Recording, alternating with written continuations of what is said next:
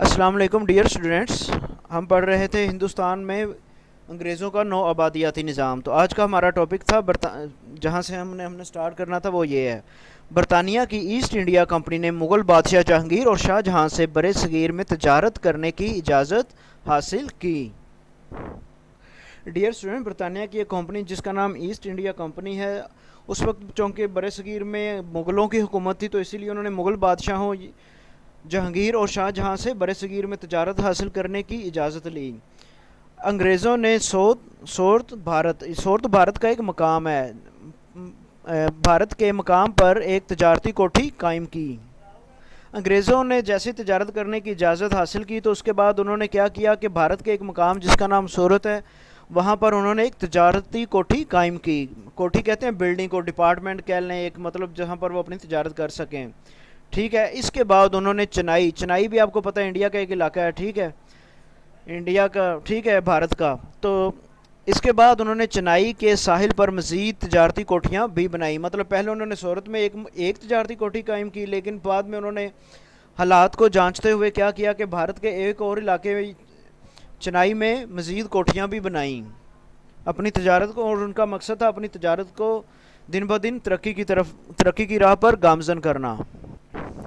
18ویں اور 19ویں صدی میں انگریزوں نے مقامی حکمرانوں کی نچاکی ہوتا ہے نا اتفاقی، اور کمزوریاں ہوتا ہے ویکنیس، مطلب کسی انسان میں وہ کسی بھی طرح سے ہو سکتی ہے، چاہے وہ لیڈرشپ کی کمزوری ہو، چاہے وہ ایمان کی کمزوری ہو، چاہے وہ سلطنت کو کنٹرول کرنے کی کمزوری ہو. کمزوریوں سے فائدہ اٹھاتے ہوئے عیاری کہتے ہیں چلاکی کو، اور سازشوں سے برِ صغیر کے بیشتر علاقوں کو اپنے قبضے میں کر لیا.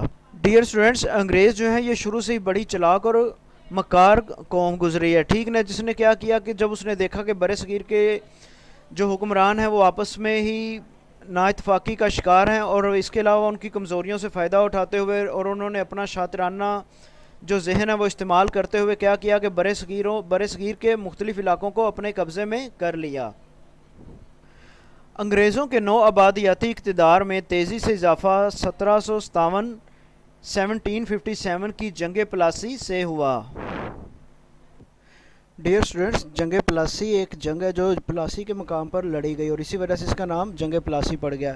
اس میں یہ ہوا تھا کہ ایسٹ انڈیا کمپنی جو تھی وہ اپنا ٹیکس پے نہیں کر رہی تھی، تو جس کے خلاف نواب سراج الدولہ نے لڑائی لڑی اپنی فوج کے ساتھ. لیکن میر جعفر جو کہ تھا تو بندہ وہ نواب سراج الدولہ کا ہی، لیکن اس نے غداری کی، اور اس کی غداری کی وجہ سے نواب سراج الدولہ کو شکست ہو گئی، کیونکہ میر جعفر کو انگریزوں نے خرید لیا تھا.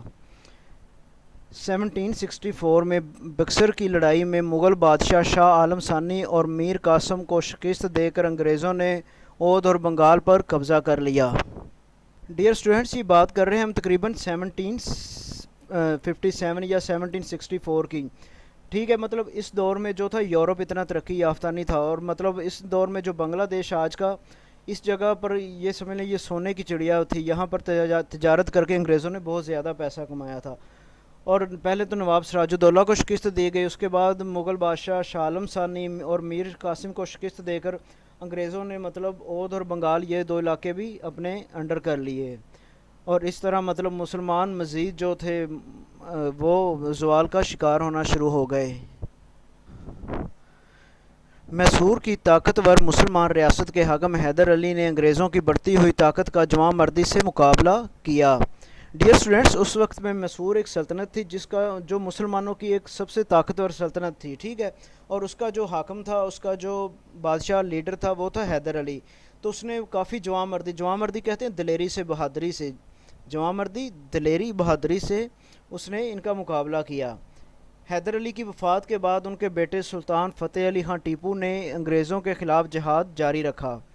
مطلب پہلے ان کے جو والد صاحب تھے انہوں نے یہ کام جاری رکھا، پھر ان کے بیٹے سلطان فتح علی خان، جن کو ہم ٹیپو سلطان بھی کہتے ہیں، انہوں نے یہ کام جاری رکھا.